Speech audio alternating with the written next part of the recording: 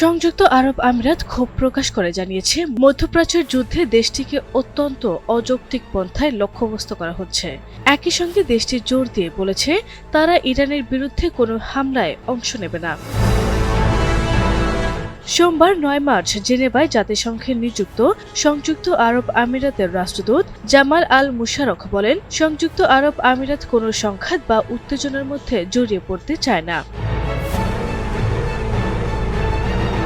জাতিসংঘের সংবাদদাতাদের সংগঠন আকানুকের রাষ্ট্রদূত জামাল আল মুশারক বলেন, মধ্যপ্রাচ্য যুদ্ধ পরিস্থিতি শুরু হওয়ার আগে থেকেই আমরা অত্যন্ত স্পষ্টভাবে বলে এসেছি, সংযুক্ত আরব আমিরাত তাদের ভূখণ্ড ব্যবহার করে ইরানের উপর কোনো হামলা চালাবে না এবং আমরা এই ধরনের কোনো সংঘাতে জড়িত হব না। তিনি আরও যোগ করেন, আমাদের ঘাঁটিগুলো ইরানের উপর হামলার জন্য ব্যবহৃত হচ্ছে না। তিনি আরও বলেন, সংযুক্ত আরব আমিরাত সবাইকে আলোচনার টেবিলে ফিরে আসার আহ্বান জানাচ্ছে।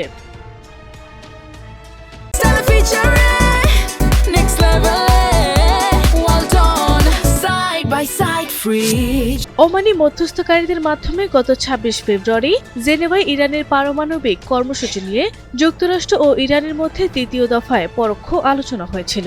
এর ঠিক দুদিন পর যুক্তরাষ্ট্র ও ইসরায়েল প্রথম দফায় হামলা শুরু করে, যার প্রতিক্রিয়ায় ইরান সংযুক্ত আরব আমিরাত সহ উপসাগরীয় অঞ্চলের একাধিক দেশের লক্ষ্যবস্তুতে আঘাত হানে। আল মুশারক জানান, সংঘাত শুরু হওয়ার পর থেকে সংযুক্ত আরব আমিরাত ১৪০০রও বেশি হামলার শিকার হয়েছে, যার মধ্যে ক্রুজ ক্ষেপণাস্ত্র, ব্যালিস্টিক ক্ষেপণাস্ত্র এবং ড্রোন হামলা রয়েছে। তবে এর বিশাল অংশই দেশটির স্বতন্ত্র বাহিনী রুখে দিতে সক্ষম হয়েছে। লবণাক্ত পানির শোধন কেন্দ্র এবং বিদ্যুৎ কেন্দ্রের মতো বেসামরিক অবকাঠামোগুলোতে উস্কানিমূলক লক্ষ্যবস্তুকে আল মুশারক অগ্রহণযোগ্য হিসেবে অভিহিত করেন। তিনি বলেন, দুঃখজনকভাবে এই হামলায় ৪ জন বেসামরিক নাগরিক নিহত এবং ১১৪ জন আহত হয়েছেন। আল মুশারক আরও স্পষ্ট করে বলেন, সংযুক্ত আরব আমিরাত এবং অন্যান্য উপসাগরীয় দেশগুলো এই যুদ্ধের কোনো পক্ষ নয়। যেসব দেশ এই শত্রুতার সাথে জড়িত নয় তাদেরকে লক্ষ্যবস্তু করার কোনো আইনি ভিত্তি নেই।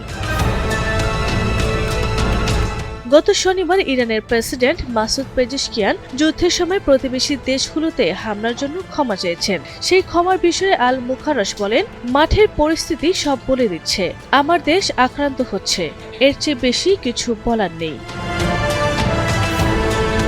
আরবি ইসলাম হিমু, এনটিভি অনলাইন।